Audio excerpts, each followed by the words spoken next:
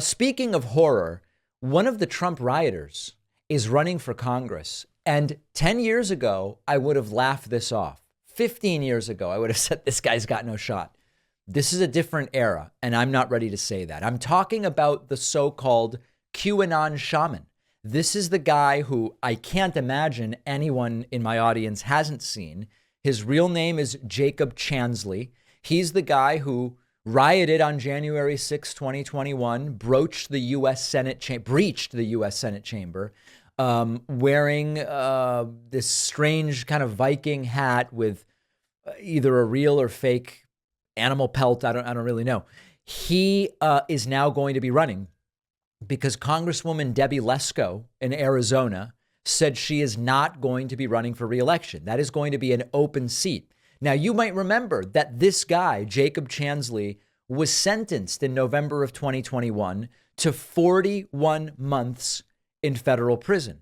As the Axios report says, his lawyers said during the court proceedings that he disavowed QAnon and Trump.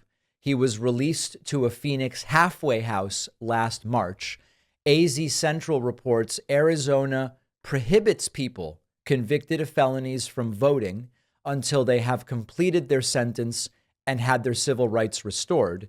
However, the Constitution doesn't bar convicted felons from holding federal office. So this guy can't vote yet on the basis of his criminal convictions, but nothing stops him from running for a seat in the House of Representatives.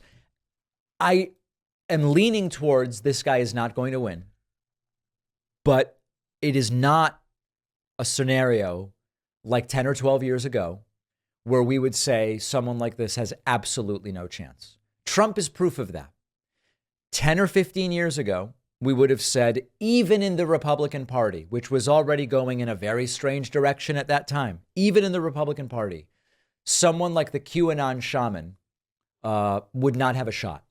And if you claim to support the founding fathers, how could you possibly support someone who tried to interfere with the system of checks, balances, and procedures and the peaceful transfer of power that the founding fathers put in place? You couldn't.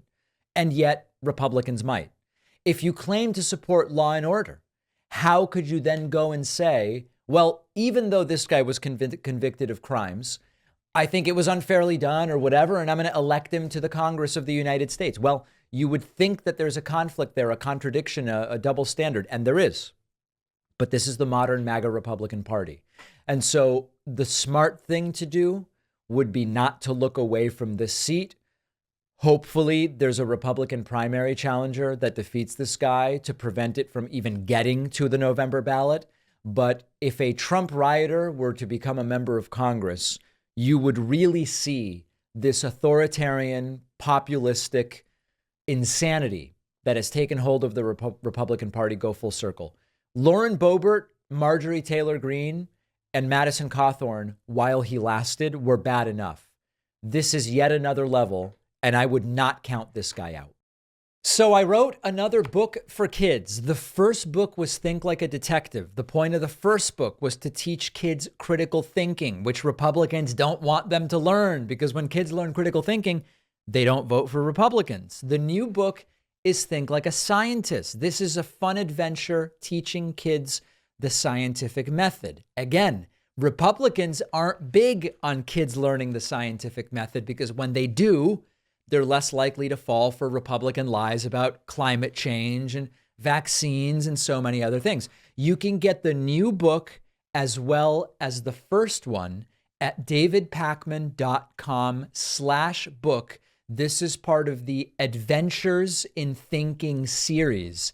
Can you imagine that we're doing this? We are. davidpakman.com/book. 13,500 copies of the first book have sold. I'll bring you an update soon on sales for the second book. Think Like a Scientist, davidpakman.com/book.